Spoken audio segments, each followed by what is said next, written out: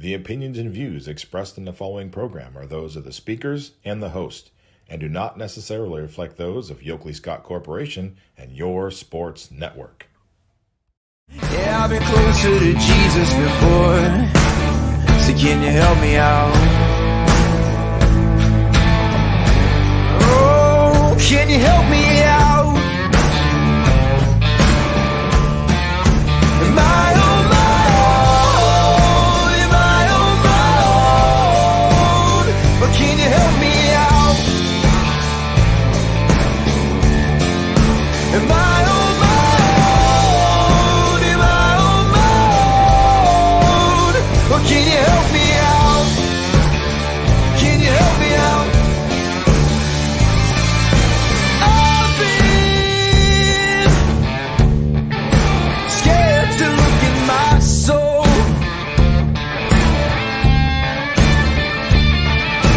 I've been afraid I would follow the road. Yeah, afraid of the things I've been told.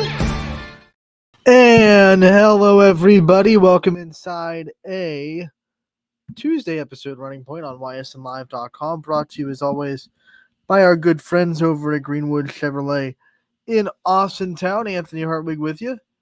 We are so happy that you come aboard to this wonderful show every day. Greenwood Chevrolet, the sponsor, we thank them as well.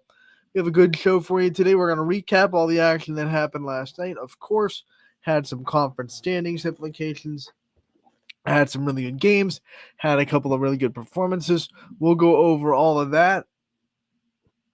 And then we will also dive into the brackets, finish up our softball tournament preview with breaking down divisions 3 and 4 and talking about those teams in a little bit more depth today as well. First, we're going to go to the scoreboard, but bear with me because I accidentally set up the bracket first, so I have to get the scoreboard back in the shared screen column, so bear with me for a minute as I bring up the scoreboard on ysnlive.com.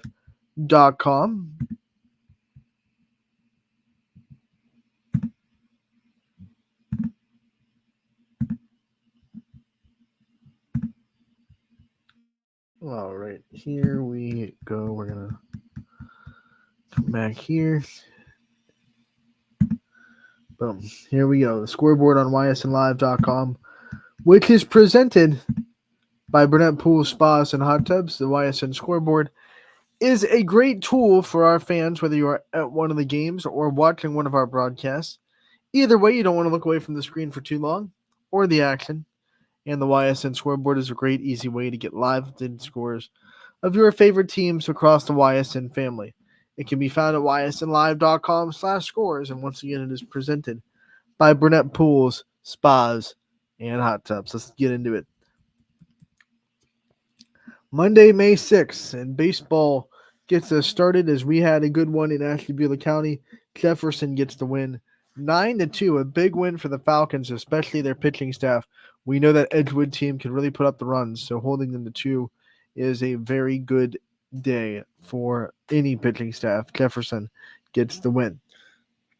Lakeside falls to Madison 8-0, the final score in that one. Orange Nailbiter falls to Perry 5-4.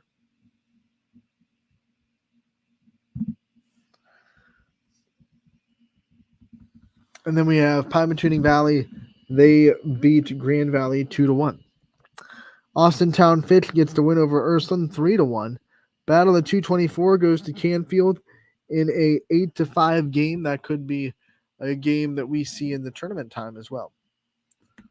Columbiana and East Palestine doing battle as Columbiana gets the win 3-1. A little bit of a comeback for East Palestine this time. That snaps a little bit of a skid for the Clippers as well. So they get back to their winning ways with a 3-1 win over the Bulldogs. Youngstown East gets a win over Badger, 8-7, your final score there. Hubbard with the win over Niles, 8-0. They blanked the Dragons. Mineral Ridge and Matthews did not report a score. Howland and Salem, they did, and it was Howland that got the win, 9-4 over the Quakers. South Range all over Lakeview, 8-1, the final there. In the NE8, Southern is not able to gather up enough to beat Lisbon 4-3. The final score in that one. Gerard gets the win over Struthers 11-5. We go back to the EOAC. United gets the win over Wellsville 10-0.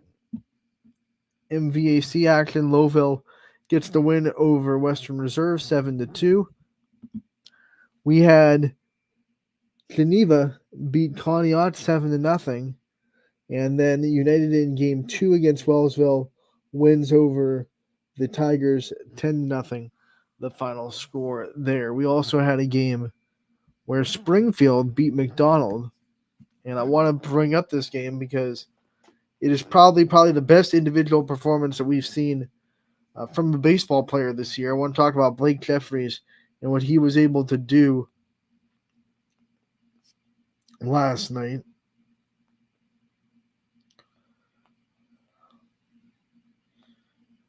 Check out this stat line real quick.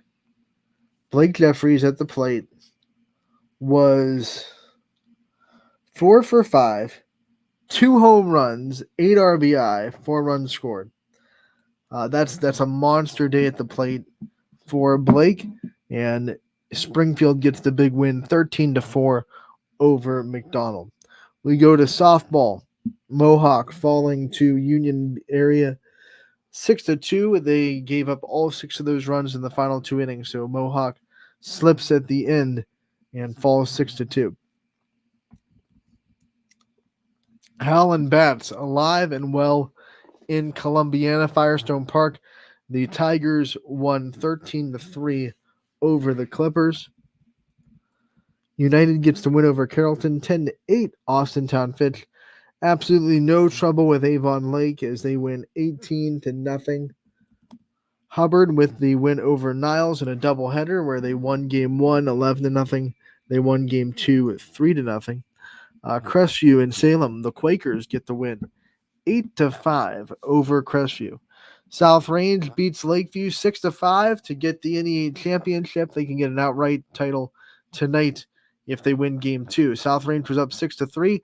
Max Stowe came up to the plate and drove a 2-run home run over the center field wall to make it a 1-run game, but South Range shut the door after that and held on for the victory. They will try to once again win tonight to sweep the series and get the NEA championship outright. If Lakeview wins tonight at South Range, those two teams will split the NE8 and share it. But South Range is guaranteed a trophy after last night's win. Warren JFK, they fell to Newton Falls. This was a tournament game. The Tigers get the win and advance 12-2. Beaver Local falls by 1 to Minerva, 5-4. A tough one for the Beavers to swallow. Lakeside falls to Maslin Perry, 20-0. The final score there. Wellsville advances in the tournament with a 22-10 win over Springfield. Domination for Wellsville there. Another tournament game, Badger gets the win over Lordstown. They will advance into the sectional final. Same thing with Lowville as they get the win 12-2 over Lisbon and advance into the sectional finals. Cardinal beats Latonia to end the Bears season 26-1. The final score there. St. John wins over Sebring to advance 13-3. Wyndham gets the win 14-4 over Kidron Central Christian to advance in the tournament. Grand Valley gets the win as well. They are advancing to the sectional finals. They win 16-7 over Lake Center Christian. Southern beats Rittman 2-1 to advance.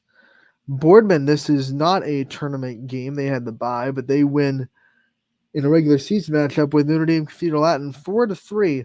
The final score. Matty Weimer with a go-ahead 2-run home run in the 6th to give the Boardman Spartans the win. Then Cheney and Geneva playing each other, and it's Geneva that gets to win 13-2. The final score there. That game was a tournament game. Most of Division II will be happening tonight, but that game got moved up to Last night, Geneva advances to play at Canfield on Thursday. So that does it for our scoreboard. A lot of good scores. We have tournament implications as well, as South Range now has at least a share of the league championship. JFK fell to Lake Center Christian, so they are not going to win the PTC this year.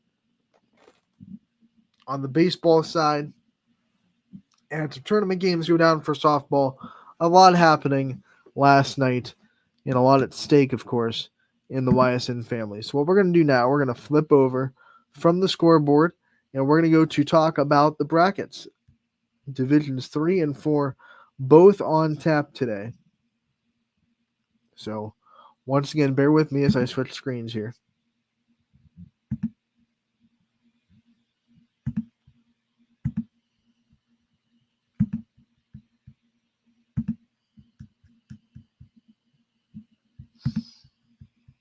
All right, here we go. We're bringing up the bracket. Here we go, the Northeast District Database. And we're going to go into Division 3 and talk about these brackets. We'll start with the South Range District, and the Raiders are the 1 seed. This tournament starts tonight, but the Raiders have a bye. They will play on Thursday in their first tournament game. They're awaiting the winner of Canton South and Brookfield. United is the next line on this bracket. They have a bye. They await the winner of tonight's game between Poland and VASJ. We go down the line as Columbiana has the bye. They await the winner of Wycliffe and Garrettsville Garfield. And then Rootstown right there is the 10 seed. They will await the winner of Pymatuning Valley and Kirtland. So you look at this bracket, I think there are a couple of things that are pretty interesting. And the first one, we'll start at the top with South Range. They're going to have, a pretty favorable first round matchup, whether it be Brookfield or Canton South. That is going to be a 2 seed versus a 12 or a 19. Canton South was just in action a couple of days ago against West Branch. The Warriors took care of them. So South Range will probably see Canton South. We don't know. Brookfield, a very good team this year. Lost a lot, but they've grown a lot as well. So that they're starting to hit their stride in the right time. So they could pull off an upset. I think Ariana Jones is going to be a big key to that if they're able to do it. She's to pop in that lineup for Brookfield. Same thing with Jasmine Hubbard. If those two are able to put some bats together, Brookfield could come up and sneak up on Canton South. Interestingly enough, Brookfield was in this district last year, got to the district semifinal, and lost to Poland before putting up a pretty good fight in the bracket. Now, this line of the bracket here is United, and they await the winner of Poland and VASJ. This is probably the most interesting possible matchup of the bracket because Poland is the favorite tonight. They should beat VASJ as the 9 seed against 22. Then they're going to go to United if they win. It's the 6 seed United, 9 seed Poland. And it'll be very interesting because Poland, of course, has the edge in strength of schedule, but United has the edge in numbers and record and everything else. And if these two teams play each other and then Poland has to go on the road, very different styles of softball as well. Poland, an extra base hit team. They have a little bit of speed at the bottom of the lineup with Jakubovic, at the top of the lineup with Eliana Thompson, but most of their players rely on their extra base hit potential, their power. And United definitely has some pop in their bat, that's for sure. They can hit, but they love small ball. They have a lot of speedy players. They're going to put a lot of pressure on that infield, especially when you're playing Olivia Horn, who's not necessarily a quote-unquote strikeout pitcher. You got to think they're going to put a lot of balls in play and put a lot of pressure on that good infield for Poland, an infield that returns everybody from a season ago. You look at Eliana Thompson at third, Brandt at short. You have Kylie Hudrin at second, Leanne Williams at first. All those players were infielders in last year's team that went to the district championship. So the infield is completely the same. A lot of this roster actually, outside of the pitching, is the same from the team that went all the way to the district championship last year. Now, Poland's going to be hungry. One of the things I want to watch in this matchup, if it happens, if they take care of VASJ, don't want to put the cart before the horse, of course, but we're talking in hypotheticals.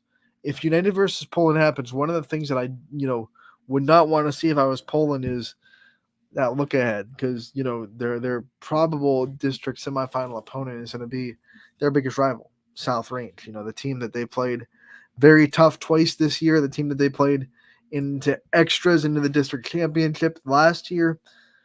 So if you're kind of chomping at the bit for that game and you forget to show up at United, that can snake bite you really quick. So if that happens, if Poland goes into United, very interested to also see what their mentality is going into it and how they're able to focus on that game, that opponent, before they even start to think about South Range ahead. Because I know all the fans and the media are all going to be pointing at South Range Poland saying that's going to be a rematch. But, Poland's team and their coaches and their players can't afford to do that. Their fans can do that all they want. They can salivate over the opportunity to have another chance at South Range. But the players got to take care of United first if they're going to get to South Range. And United is absolutely good enough to beat you if you don't show up. They can beat you if you do show up, but if you don't show up, they're going to beat you. So it's very interesting in this matchup. United has played South Range before in the district tournament very recently. 2 years ago, it was a district semifinal, I believe. They've been in this district before. They're used to it. They've won a couple of district games. They're starting to know how to win. And they've only lost 2 games all year. So a very talented United team waiting Poland if the Bulldogs are able to get the win tonight against VASJ. You go to the bottom line of this bracket, it gets even more fun because Columbiana's down here, and they're trying to wipe away some recent tournament disappointment. They've been beaten earlier than they would have liked in the last couple of district tournaments. And they have been focused this year on, yes, wanting to do as good as they can in the regular season, but realizing that once tournament time hits, and that's now for Columbiana because they just played their last regular season game, everything doesn't matter. Their regular season doesn't matter. They are nothing and nothing. They have washed everything away, and they say it's a new start. And they know better than most teams that no matter how talented they are or how much of a favorite they are, you got to show up and play these tournament games. It's one and done. It doesn't matter if you're that much better. This is a fickle sport, and no matter who you're playing, if you don't show up, you can get beat. Now, you look at this game that they're waiting, Wycliffe and Garfield. I think it's actually an interesting sectional semifinal. Wycliffe the 8, Garfield the 13. Garfield might be a little bit underseeded because of the schedule they play. They have to play Champion twice in their conference, and they play a couple of really good Portage County teams. They've played Rootstown this year. So maybe a little bit underseeded because of their strength of schedule. I definitely give it to Garfield at the SOS. I know Wycliffe has a really impressive freshman class. I haven't been able to see them live yet, but I've heard that Wycliffe has a good freshman class. So they're going to be young and hungry, but young doesn't always translate into winning in tournament games. That stage sometimes gets to the better of freshmen. Sometimes it doesn't. So it's going to be interesting to see how the Blue Devils handle that aspect of this game, what their freshman young talent they've relied on all year, how they do on this stage. Garfield is going to be, what they've been doing all year when they win. They pitch well enough to win, and their offense takes over. They have a lot of good hitters on that team. Lizzie Moore is starting to really hit a stride in the circle, start to pitch a lot better the last couple weeks of the season. So I think Garfield's trending in the right direction, and they should be able to upset Wycliffe in that win. They'll have to go on the road to do it. Columbiana could be playing Garfield in that sectional final. Then you go to the bottom, and you're seeing Rootstown, who's a 10 seed, but a very good 10 seed. They have an arm that is phenomenal. Going to Akron or Miami, I forget which one. Going D1, either way, next year. So they have a very good pitching arm. What they've struggled with this year is consistent offense. And sometimes teams with really good pitching can do this where you're so used to winning these 2-0 games, 3-0 games, that your offense kind of gets a little lackadaisical. And you feel like the last couple of games, Howland beat them 10-0. Their bats just have not showed up for them in recent games. So can their bats be productive in this sectional? I think if they're not, Pine Shooting Valley, who got into the district semifinals last year, good enough to beat them. Good enough to beat them. I would not be shocked if the Lakers come in hungry in this district tournament. They return a lot from last year. And they come in hungry and they bite the Rovers. Would not be shocked at all. I think Rootstown's lack of offensive consistency might be what hurts them the most in this game.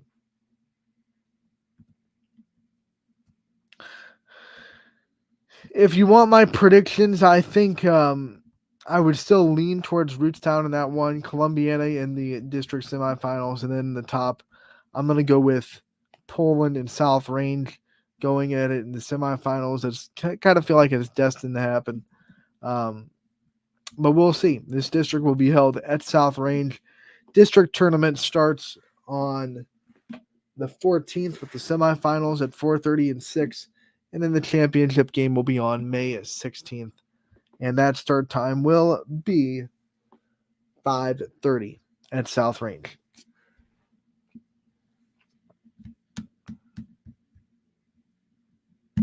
Let's go into the other Division III bracket and see what we got going on. This is going to be the LeBray bracket in Leavittsburg.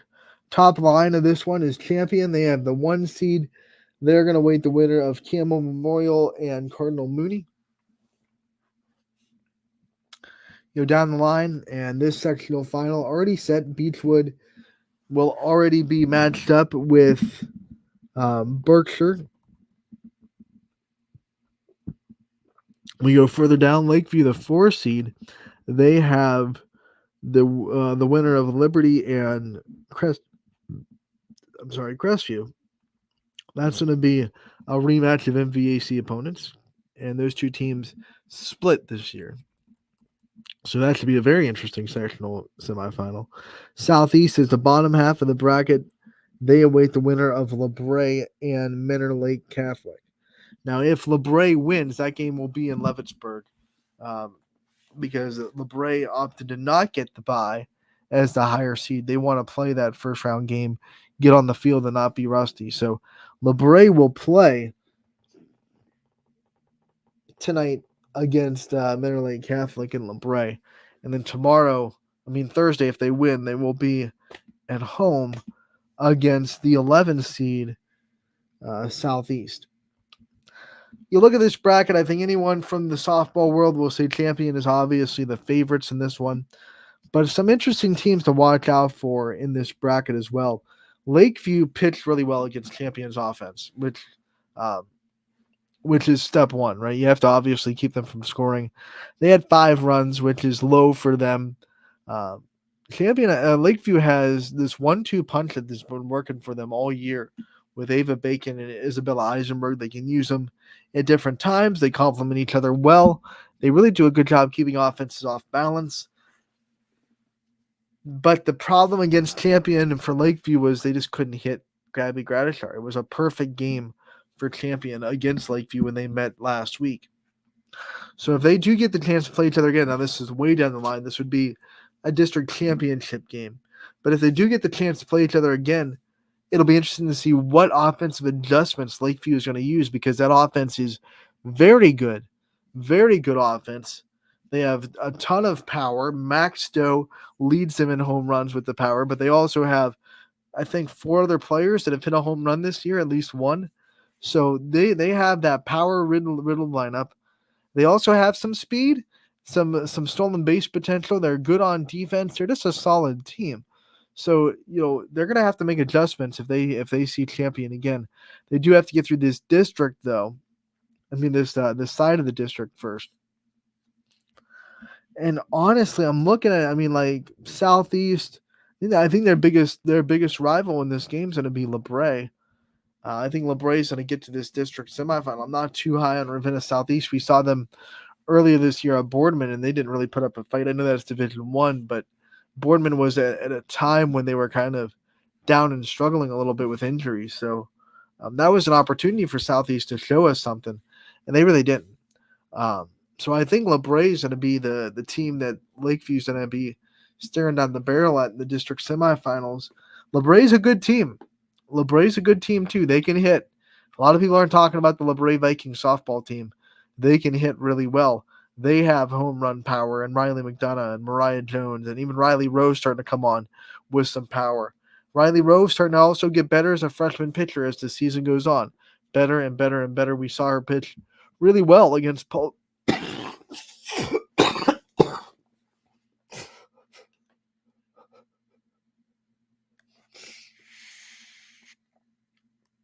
Excuse me. We saw Riley Rowe pitch really well last night against United. Against Poland. Poland is a really good lineup. That's a tough lineup to pitch to. And she held them to 2 runs. Now, unfortunately, Olivia Horn was up for the task too and held LeBray's offense to 1 run, so they still lost. But Riley Rowe really pitched a really good game, and that makes me kind of confident in her ability to compete against Lakeview. Lakeview's offense is very comparable to Poland. Very comparable to Poland. They played twice this year. They were both really good games. They were both offensive-heavy games. And I think, if you can pitch to Poland, you can, translate that into having the opportunity or the chance to pitch really well against Lakeview. So I think that would be a very interesting matchup if both teams take care of business and get their way into the district semifinal. If LeBray pulls off the upset, it would be round 3 between LeBray and Champion. But, Champion's got to feel good no matter who's in there, because if they have Lakeview, it's like, well, we threw a perfect game against them, and they beat LeBray twice in the conference. So they probably feel pretty comfortable in this district. We've been in Leavittsburg for a while, even back when South Range played them in LeBray in the district championship that year that South Range went to state. Bree Kohler's senior year. Bree Kohler hit that home run late in the game to give South Range the late lead. They've been in Leavittsburg. They've been comfortable in this district for a while. So they're going back to a place they're very familiar with. They play there once a year, and they'll be there again this season, obviously. I said it. Oh, obviously, tally just going up twice. If you're a fan of Running Point and been watching the last couple of weeks, we've been keeping a tally of how many times I catch myself saying that word, because one day I realized I was saying that word a whole lot, and I'm not going to give you another one today. Not a freebie, at least. Our tally is up to 15 in the last 4 shows. So I'm trying to stay away from it. Let's go back to the Division 3 bracket. I feel like the other 2 are outside of the Ysn family, but I want to triple check. Yeah, West 2 and 4, 3 and 4 should be outside of our bracket. These are going to be the teams that will play in regionals. Obviously, I did it again. 16 and 4 shows. Triway is the 1 seed. Everyone knows what they're about. You got Smithville, Mapleton. Triway's going to win this district. That's just not. It's a given. I don't think there's anyone in here that can compete with Division 1 Power 5 caliber pitching. And then you go into this one, and usually you would think Keystone's coming out of this district, but not so fast, my friend. Hillsdale's the 2 seed. Keystone's only the 7 seed. I think Manchester has a legitimate stake in this one, too. I think it's going to come down to Manchester and Hillsdale. Interestingly enough, Hillsdale is the team that South Range played and lost to in their first regional final of this kind of dynasty era back in 2010. That was their first regional trip since 2001, and they have been on a tear as a program ever since. So if South Range lined up with Hillsdale again in the region, it'd be a kind of cool storyline as the Raiders program will come full circle. We're going to take a break. When we come back, we'll dive into Division 4 district tournament on Running Point, brought to you as always by our good friends over at Greenwood Chevrolet in Austintown. 21 News delivers the news as it happens, using the latest technology from where it happens. On air, online, Wednesday afternoon weather update. Very dangerous. and on the 21 News social media platforms. I'm on the road right now. 21 News, the Valley's only locally owned source for trusted news since 1953. Craftsmanship to us is 60 years of pride and dedication. Passed down from generation to generation. The hardwood floors that your kids take their first steps on. The solid wood doors you quietly close at night. The things we create day in and day out are the products that end up turning your house into a home. At Baird Brothers Fine Hardwoods, uncompromising quality and craftsmanship built our business. And it will keep us moving forward for generations to come. Going the extra mile at Greenwood Chevrolet means we want to take care of the community that takes care of us too. And we have to work together always. And that's how you stay in business for 40 years. You know, I love being a helper because when I help somebody, it makes me feel good. It means a lot that I can make a difference in others' lives. So I will do everything I can and just being there for them every step of the way. I want them to know within the first 5 minutes that they could depend on me. That's what going the extra mile means, only at Greenwood Chevrolet. Before the lights come on, before the workday begins, before a long day is ended, or it's time to have fun. It all starts with the people at Joe Dickey Electric. From replacing a light fixture in your home to building a substation for your business, no job is too big or too small. The people of Joe Dickey Electric power them all. Joe Dickey Electric, over 60 years of powering the Mahoning Valley. Welcome back to Running Point on ysnlive.com, brought to you as always by our good friends up in the top right-hand corner of the screen right there, Greenwood Chevrolet in Austintown. They go the extra mile for you. We try to do the same here on this show every single day. We have diving into Divisions 1, 2, and 3 in the softball district tournament. I've broken down the games, the teams that are going to be playing, and now we have one more division to get to, and I promised you would be done by the end of today's show, and here we are with the last division to go in Division 4. Last but not least, of course, as we go into Division 4 Northeast 1, and we look at these teams. This is the Jackson-Milton District, and the top line of the bracket is Matthews. They already know their opponent. Division 4 started last night as Wellsville got the win over Springfield. That was a upset for Wellsville, 30 seed beating 27, as they will go on to play Matthews. You have the bottom half of that district, East Palestine. They have their opponent. They will play Badger tomorrow. That's going to be 14 versus 15 in East Palestine. Then you under that, you have Maplewood. They will now play Bristol. And you have Middle Ridge, the 3 seed. They have the opponent Lowville. They'll play for the second time this year. Third time, I should say. MVAC Scarletier rivals. So you look at this bracket. Matthews is the 1 seed. They've had a couple of chinks in their armor this year, but I think they're still very solid. They hit well. They pitch well. They've been a good program for a long time. So no shocker that they're the 1 seed in Division 4 and sitting up top this bracket line. When you're talking the first half of this bracket, EP is going to have, I think, their hands full against Badger. Even though they're at home, they're the higher seed. I think Badger comes in hot. Isabella Bailey had a great game last night for them. The Braves got the big win, 11-1. I know it's Lordstown. It's the 33 seed. I get it. This is going to be a different animal. East Palestine has had a very under-the-radar good season as a 14 seed in Division 4. Kennedy Andre pitched as well. She hits well. Gabby Andre, also a really good hitter. Lila Martin has played well this year. They have a lot of good offensive stars. Taylor Foster, last couple stories I've written about East Palestine, has stuck out and put together a couple of really good games in a row.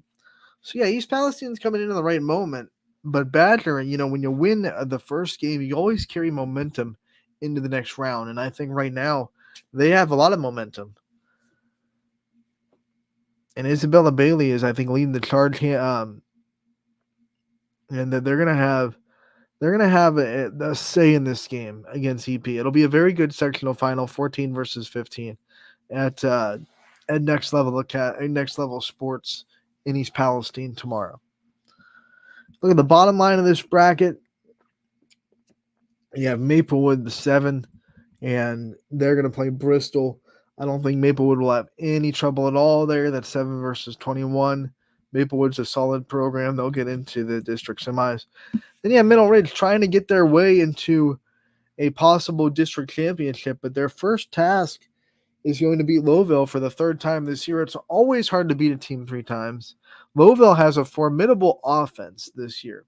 They have scored a lot of runs. They know how to do it. They play it with small ball. They always have. They're a fast team. They don't have a ton of pop in that bat, but they have a lot of single hitters and a lot of just, I'm going to move the bases, move it, and then pass the bat to the next person. Everyone hits pretty decently. Middle Ridge's pitching has been good, then bad at times. They've been, inconsistent. They're young, and they're a young team.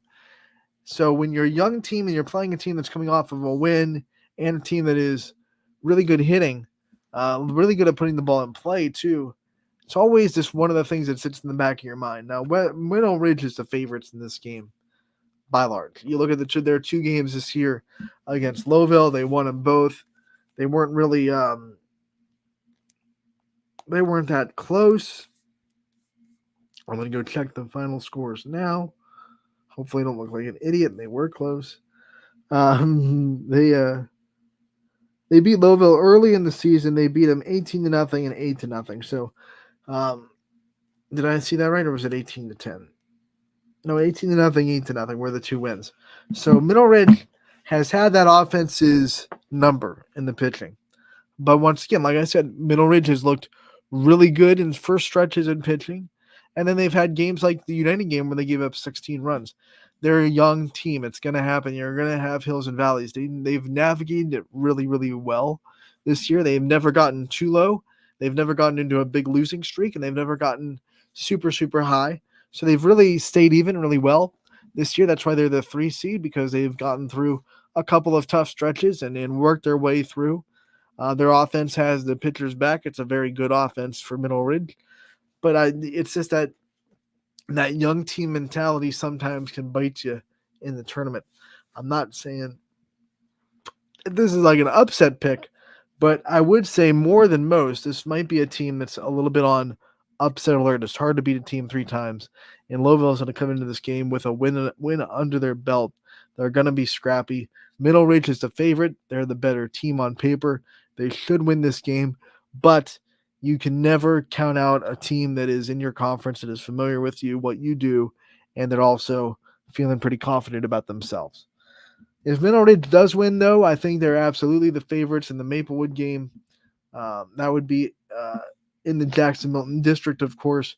The one thing that Jackson-Milton in this bracket, if we get weather, that field is not great at taking water. We've seen Jackson-Milton lose a lot of games this year. So that's also on my mind when this gets in the districts. And hopefully we don't even have weather. We don't have to deal with it. But that, it's not going to be a great field when you think about taking water. It's just one of those fields in the area that gets hit pretty hard when the rain comes. Let's go into Northeast 2. Final bracket of Division 4. And this one will be happening in Badger.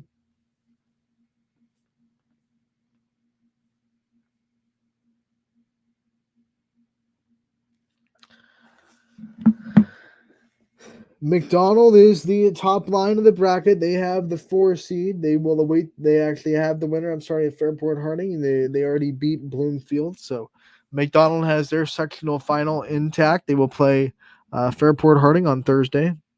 Tomorrow. And then you go into the next line, Jackson Milton right there.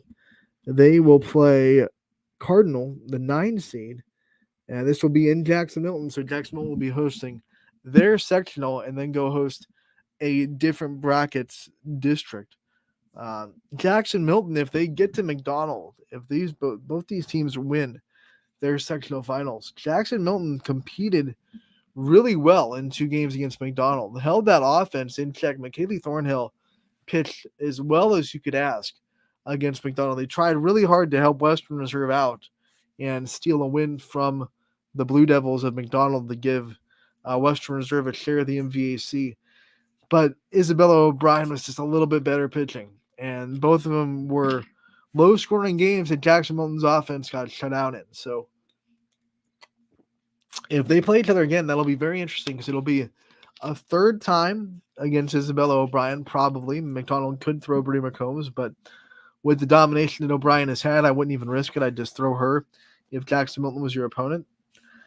But McKinley Thornhill has pitched really well against this offense, and their defense has played pretty dang well against McDonald. Their defense has let them down at times this season, but in the last 2 games against McDonald, Jackson Milton's defense really had Thornhill's back for the most part of the game.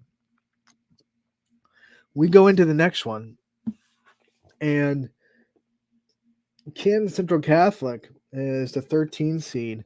They had the bye. They will play Ashtabula St. John, who got the win last night. That should be a very good sectional final. St. John has a lot of momentum. They won a couple of times last week. They had a walk-off last week. They come in with an 11-3 win over Sebring. And they have a favorable matchup. I mean, Kansas Central Catholic is not a world beater. They definitely have the edge in strength of schedule. They're an independent that plays, the teams that any teams they want, really, their pick of the litter. So they definitely have a tough schedule. But St. John's a very good softball team. They can absolutely go in there and upset the Crusaders. I would not be shocked at all. Bottom of the bracket, you have Western Reserve, the 5 seed. They will play Wyndham, who got the win last night. I think Western Reserve is the favorite on this side of the bracket. And if things play out, if the numbers play out, it'll be Western Reserve versus McDonald, round 3. They split in the regular season. They both scored more than you'd expect teams to score against the pitching staff that they have. So it'd be really interesting to see if they do play again, does it trend that way? Does it turn into another high-scoring affair? Or do the pitchers make their adjustments and it get a little bit cut down? Western Reserve hit Isabella O'Brien better than any team has this year. They scored 8 runs on her in the win that Western Reserve had. Western Reserve had every opportunity to share the MVAC with McDonald. They fell to Mineral Ridge and lost that opportunity. They had to hope that someone else came up and upset McDonald along the way. That hasn't happened yet. McDonald still has, technically, I think, a game with Sebring left.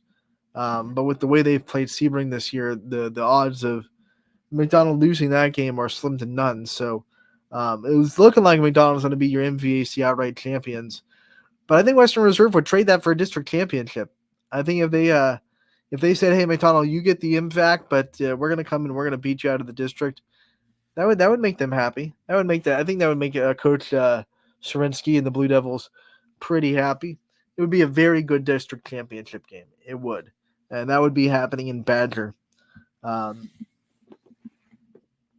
the 15th at 5:00. So it would be a very good district championship game. I'm secretly rooting for it. I'm hoping that we get a rematch of that or a rematch of Jackson Milton and Western Reserve. I mean, either way, I think those are the 2 teams that will be in the district semifinals, Jackson Milton and McDonald. So I think no matter what, you're going to have an all-MVAC district championship if that happens. Now, I'm not trying to discount the chances of St. John or Kansas Catholic beating Western Reserve. I know that's still a possibility. But if Reserve gets there, the top line of the bracket is going to be an all-MVAC affair if it works out the way I foresee it to. And that'll be an interesting 2 rounds of softball.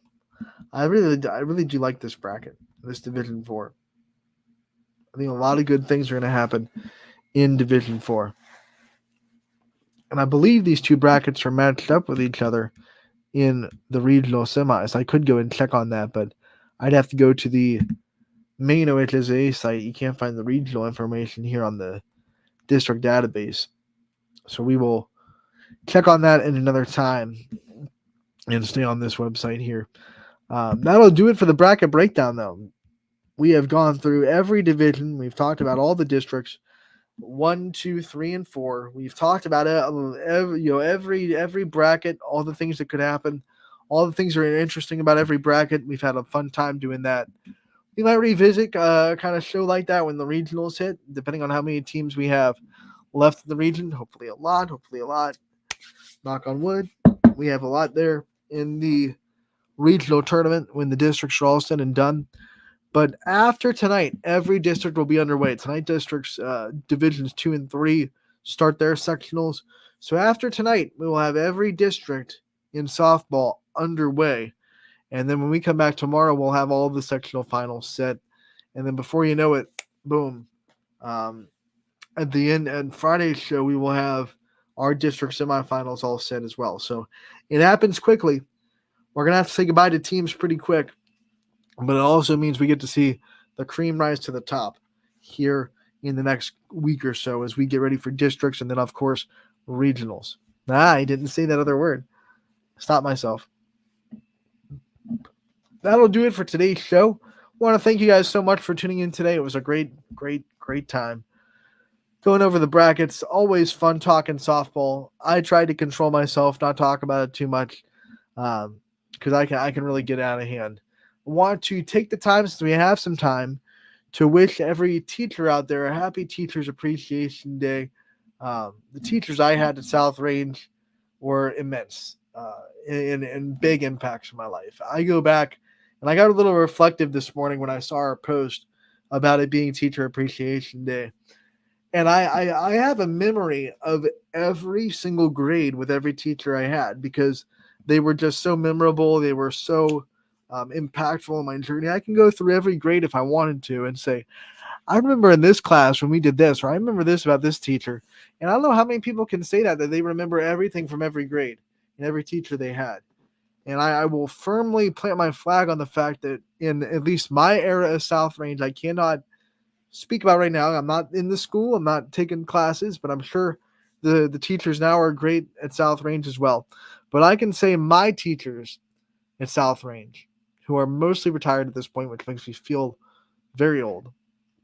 Most of the teachers at South Range, all my teachers at South Range, were the best that you could have.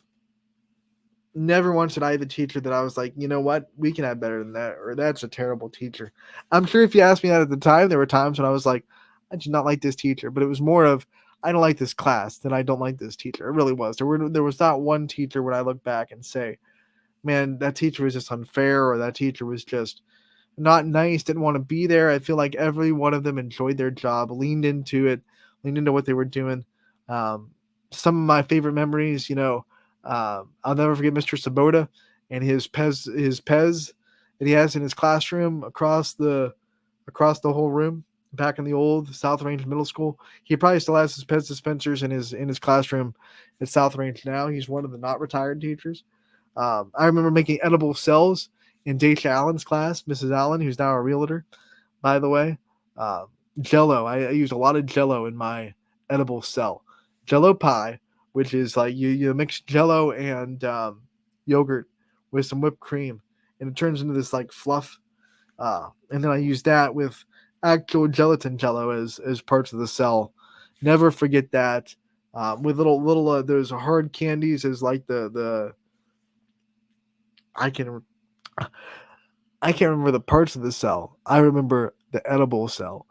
I don't remember all the parts of the cell. 6th grade Anthony is ashamed. I remember Mrs. Frost in 7th grade would let me, like, on off days when we weren't doing anything, I would like entertain the class. Those are some fun memories. Mr. Rappich is a Georgia Tech fan. I had him 7th and 8th grade. Go Yellow Jackets. And then, of course, high school, man, Mrs. Molnar, I had her every year. First, freshman, sophomore, junior, senior year. I had her in 2 film studies classes in sophomore and junior year. I had her in English in my freshman and senior year.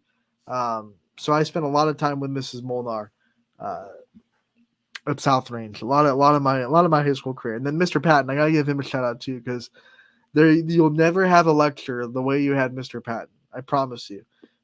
Best lecture I ever had in any of my schooling, whether it be the ones I had to do in college, the ones other teachers I had in high school. No one had lecture time, and it was a lot of lecturing in history because that's the only way you learn is someone sitting there and telling you what happened. He made history come alive. You sat there and you listened to him, and you kind of lost the facts, like not the, but you lost all the dates that you were supposed to learn because you were just mesmerized by the story he was telling. It was a class because of that you had to read the textbook a lot to succeed. His tests were really hard because they were long. They were like 150 to 200 questions. But man, his lectures were just grade A lectures, especially when we talked about stuff that I was interested in. I could sit there and just listen to Mr. Patton talk about history all day. So shout out to all the teachers that I had, all the teachers that all these students have, whether you're in South Range or in any school system that's the Ysn family. We thank you immensely for shaping the student athletes that we get to cover after school in their sporting events. We know that the student part of their character is much more important than the athlete part because eventually the athlete stops, but the career and the person they get shaped into is because of the teachers that they have in the school. I am who I am because of the teachers that I had for sure. So I know that when we talk to these athletes and we brag about how mature they are and how well spoken they are, it is because of the teachers that are in their life. You spend more time with the students than probably anyone else will in their life. I can't remember someone that you spend 8 hours a day with, especially in the early grades when you have one or two teachers. You spend 8 hours a day for a whole 9 months with that teacher. Outside of you, like the parents and the immediate family, I don't think there's anyone else I've ever spent that much time with. Even though I'm now, 11 years out of high school. No, geez, 13 years out of high school. But even that, like, I can't think of someone that I've spent more time with in my life than the teachers that I had for all my all my schooling career. It's crazy to think of. Even the students you go to school with, you think about that and you think, man, I went to school with those kids every day for 8 hours a day for 12 years. You do the math and you're like, I have never spent more time with someone than the people that you spend time with in high school. Crazy. That's why you remember a lot of, I remember a lot of the people from high school still. Go down and list my class because, you spend so much time with them. I am not kidding. There are still voices that just stick out. Like if I hear you talk, I'm like, hey, I know that person. I went to high school with them because I heard you talk every day of my childhood. It is imprinted in my brain. So, man, happy Teacher Appreciation Day. We hope that all the teachers out there have a good day. Students, appreciate the teachers that you have. I promise you, even if you don't love them in the moment, you will when you look back. One more big story. I have time in that regard. Spanish teacher that I had the last year of Spanish in high school, Mr. Papalardo. Shout out to you, buddy. He came in. We were juniors, right? Class of 2011. We were juniors. We had 2 years of Spanish with the previous teacher. God love her. She was a great lady. She didn't teach us like the structure of Spanish. She taught us vocab. It's a lot of vocab. I knew a lot of words in Spanish. Couldn't put a sentence together to save my life. I was a junior in high school. That class was hard because it was all of a sudden real Spanish. It was learning everything you need to do to be fluent in Spanish. It was not easy. And at the time, didn't like the dude. Didn't like his class. Wanted out of there as quick as possible. As soon as I was done with Spanish, the option to take senior year of Spanish, I was like, no. But I'll tell you what, when I got into college and I had to take Spanish, it was so much easier because I had 1 year of Spanish to fall back on. 1 year of solid Spanish. I probably would not have survived college Spanish without Mr. Papalardo's class. Plain and simple. End of discussion. So it's things like that make you realize that even if, let's say you have a bad class right now or the teacher just seems like they're grading you tough, you'll take it from an old guy who's been out of high school for 14 years. You will appreciate it when you get into life and you realize I wasn't able to do that without that teacher. I'll have a lot of those moments as you grow up. I promise you that. So teachers, once again, thank you for all the time that you put into the students And I hope you have a happy Teacher Appreciation Day. I believe that every day we should appreciate our teachers, but it's nice to have a day for you guys set aside. That'll do it for today's episode of Running Point. We thank you so much for tuning in again, and we'll see you tomorrow. It's going to be an awesome Running Wednesday. We have a great show for you. Running Wednesday, episode 4 tomorrow, and then Scotty will also be on the show as well. So going to be a fun Wednesday tomorrow. Don't miss it. 1 to 2 on Running Point, brought to you by Greenwood Chevrolet in Austintown. We'll see you tomorrow.